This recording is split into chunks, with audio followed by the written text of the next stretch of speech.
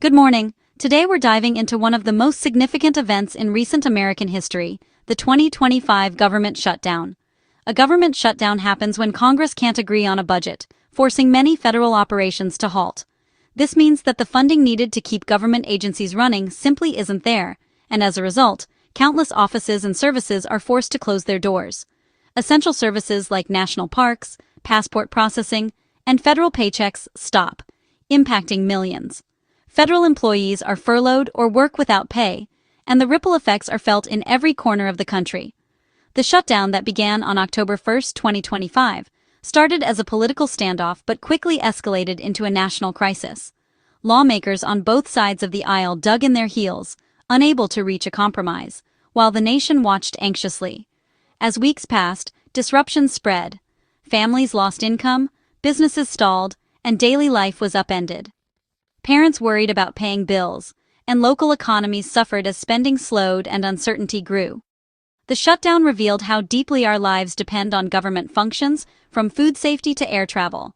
Delays at airports increased, food inspections were postponed, and even basic public safety was put at risk. It was a harsh lesson.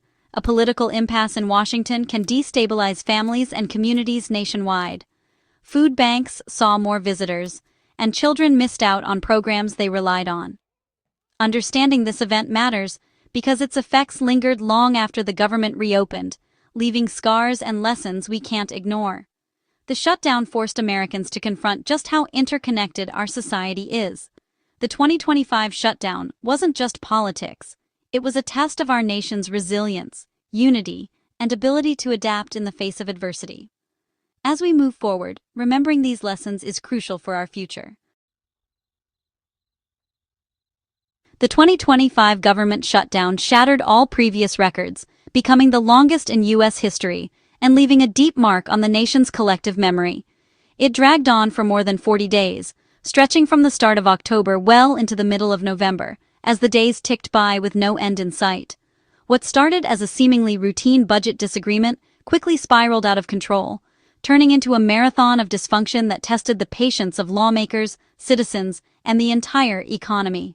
Each day without a solution deepened the crisis, pushing hundreds of thousands of federal workers and countless small businesses closer to the edge of financial disaster. While even short shutdowns can be disruptive, the unprecedented length of this one caused damage that would take months, if not years, to fully repair. Federal employees missed not just one, but multiple paychecks, forcing many to dip into savings, take out loans, or rely on food banks. Businesses that depended on government contracts saw deals canceled or delayed, threatening their survival.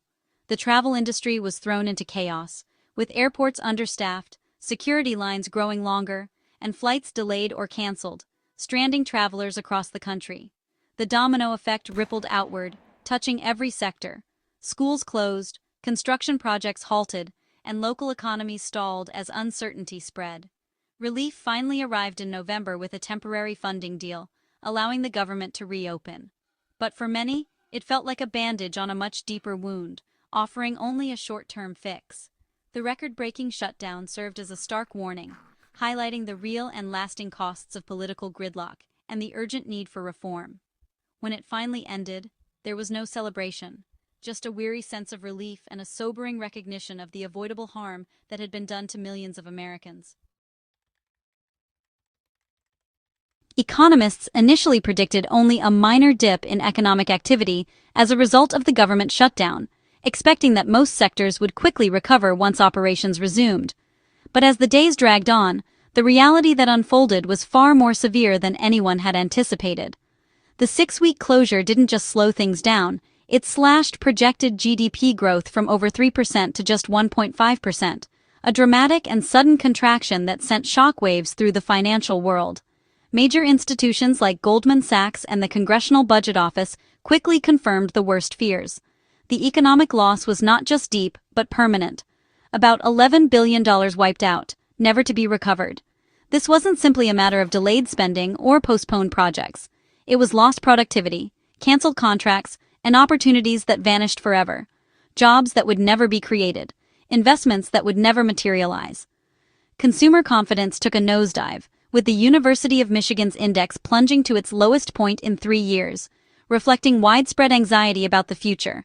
When uncertainty takes hold, people instinctively pull back on spending, choosing to save rather than risk, which only deepens the economic slowdown and makes recovery even harder. The shutdown's shockwaves expose just how fragile our interconnected economic system truly is, with even small disruptions rippling outward to affect millions. For many, it wasn't just a temporary inconvenience, it was a self-inflicted wound that disrupted daily life, strained families, and eroded trust in government. The lesson is clear: political gridlock isn't just a headline. It can trigger real, lasting economic pain that touches every corner of society. The 2025 shutdown proved that the cost of inaction is measured not only in billions of lost dollars, but in the shaken lives and uncertain futures of everyday Americans. The travel and aviation industry felt the shutdown's chaos immediately. With TSA agents and air traffic controllers working without pay, airports descended into disarray. Tens of thousands of flights were delayed or canceled, stranding over 5 million passengers. Staffing shortages pushed the FAA to order airlines to cut flights at major airports, threatening holiday travel. The travel industry lost $63 million every day, totaling $2.6 billion over 6 weeks. Airlines, hotels, and rental car companies all suffered, with ripple effects across the economy. The shutdown didn't just inconvenience travelers, it crippled a vital sector. The skies became a symbol of how political battles can ground an entire nation. Recovery would take months, but the damage was done. The shutdown's human cost was felt most by 1.25 million federal workers. Many were furloughed or forced to work without pay, missing out on $16 billion in wages. Families struggled to pay bills, buy groceries, and afford medicine.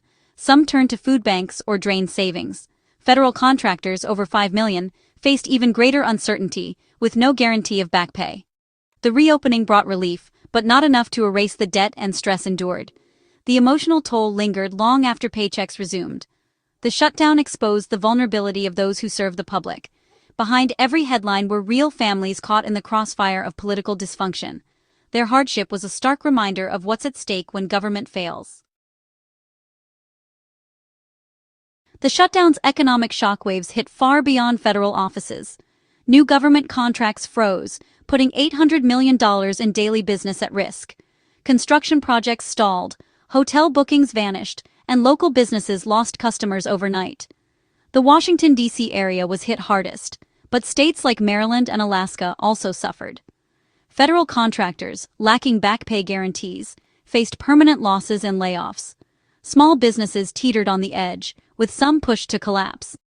The shutdown revealed how dependent local economies are on federal stability. The pain wasn't limited to government workers, it spread to the entire ecosystem that supports them. When Washington stops, Main Street feels it. The ripple effect was a powerful warning. Government dysfunction punishes everyone. One overlooked casualty of the shutdown was the sudden blackout of vital economic data. Agencies like the Bureau of Labor Statistics and Census Bureau stopped releasing jobs and inflation reports. For over a month, policymakers, businesses, and investors were left guessing. The October jobs report and key inflation data never came, leaving a permanent gap in our economic history. The Federal Reserve had to make critical decisions without reliable information, risking missteps. Markets hate uncertainty, and the data blackout fueled anxiety across the financial system. Even after reopening, the missing reports left a blind spot for future analysis. The shutdown proved that information is as essential as infrastructure. When data disappears, the whole country feels the impact. The shutdown hit the most vulnerable, hardest, freezing essential social programs. SNAP benefits for 42 million Americans were delayed, putting food security at risk. The halt in aid sent families into panic and overwhelmed food banks nationwide. The Supreme Court extended the pause, deepening the crisis for those who rely on government support. Local charities struggled to fill the gap, but the need was overwhelming. The shutdown turned a political dispute into a humanitarian emergency. For millions, it wasn't just inconvenient, it was a fight to survive.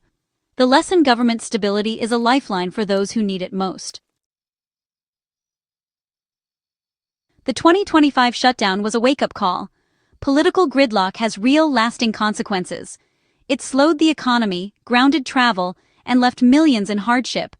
The crisis exposed how essential government is to daily life and national stability. The end of the shutdown wasn't a victory, just a pause in the damage. Real solutions require leaders to put country over politics and work together. The American people deserve a government that functions, not one that gambles with their livelihoods. The shutdown must serve as a lesson and a catalyst for change. Leadership means serving the public, not winning political fights. We must demand cooperation and pragmatism from our elected officials. Only then can we prevent another crisis and protect the future of our nation.